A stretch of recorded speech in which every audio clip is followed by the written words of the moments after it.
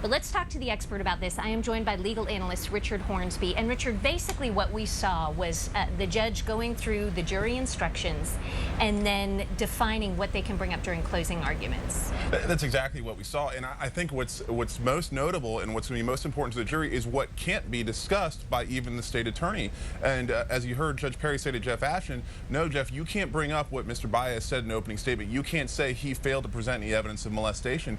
And listen, that's the bottom line to this entire case for the last 34 days, is that statement by Jose Baez, and the fact that neither side is even going to address those allegations is just going to leave that jury completely just baffled for the entire time. They're going to be waiting for an explanation of why they didn't hear the evidence from both sides. And I think that really throws a kink in it for either side in trying to convince this jury of one side or the other. Well, my next question was, what impact does that have on the jury? Because they're left puzzled, wondering, we were promised in opening arguments or statements that we'd hear about this.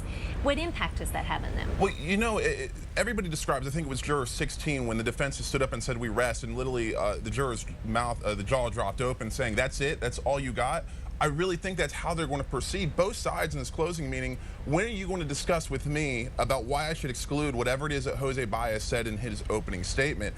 And so what they're going to be thinking, I mean, there's a few things to closing arguments. One, you want to make sure they understand the obvious, and it goes without saying. Sometimes attorneys, you know, they think they're smarter than everybody else, and they're talking about other things, and the jury's like, connect the dots for me, make sure I understand the basics here. Then you go into how the scientific evidence supports those dots that have been connected.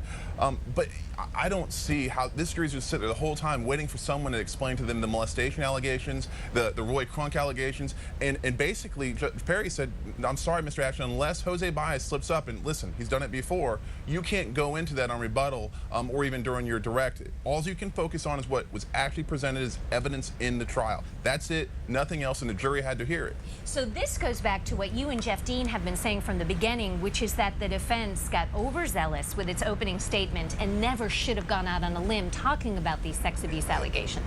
No doubt. They should have never, but Judge Perry has basically thrown the defense a huge bone here, because now, before everybody's wondering, well, what's Jose Baez going to do? Is he's just going to ignore it, going to pretend it's never there? It's the white elephant in the room. But now Judge Perry said, listen, not only do you have to ignore it, but Mr. Ashton, yes, the law, as far as I can tell, says you have to ignore it as well. And listen, I think that changes the whole dynamic of how this jury will deliberate, because they're going to go back there and they're going to be, why didn't the state give me any evidence, or why didn't the state specifically explain to me in closing argument why should it not debate this? But you know, I think if I'm Jeff Ashton, I go back to Judge Perry and I say, wait a minute, we did get evidence about allegations of molestation in the very beginning, and so there is some evidence to at least allow us to discuss molestation issues. Will he have the opportunity to do that at lunch when they continue the charge conference? Well, Jeff Ashton can do it at any time. Okay. You know, it's just, I think, if I'm Jeff Ashton and I'm the prosecutor, I think that that's one of the, you know, listen, it was the first thing they wanted to address in the case because it was so powerful. It's going to be the first thing that the jury's going to want them to address in closing arguments. Okay. All right, let's talk about what happens for the rest of the day. We're in a short recess now. They're going to come back and begin closing arguments, correct? Right. And do you think that'll last about a half day? Listen, this case is different than any case I've ever seen. Okay. Normally at closing, here's the thing, jurors have a limited attention span in general, and so you kind of want to just stick to your core thing and not go too long, because they're going to start droning out after a while. But this case is entirely different. You know, Jeff Ashton and the prosecution's already indicated they're going to play Casey's jail tapes. Those take a long time by themselves. So this could be we could be here all day for closing arguments. We could have the state, I think, will definitely be the longest. And then you'll have the defense go, and listen, they don't have a whole lot of evidence they presented that's really, you know, so they're just going to be poking at holes. And then we're going to have the state come back and rebuttal, and that's usually like a third of the amount of time that the defense had. So yes, I think we'll be here all day. Listen, at lunch, I think Jeff Ashton's going to go power up on the defense attorneys he ate up during this trial, what he's got left in the refrigerator, and that's what we're going to see. And it's going to be a long day, and it's going to be an emotional day back and forth for either side. But it'll be fascinating to watch, because essentially we'll be seeing each side recap the evidence they've tried to present through this whole trial and try to do it in a convincing way for the jury. And I think what's also interesting always in closing arguments is how attorneys see the case differently than outsiders looking in. I mean, myself, I'm guilty of it. I put on blinders and I don't see the obvious things that I need to address. And sometimes I think it's so obvious that a jury might question an issue that I don't really even need to point it out to them and argue.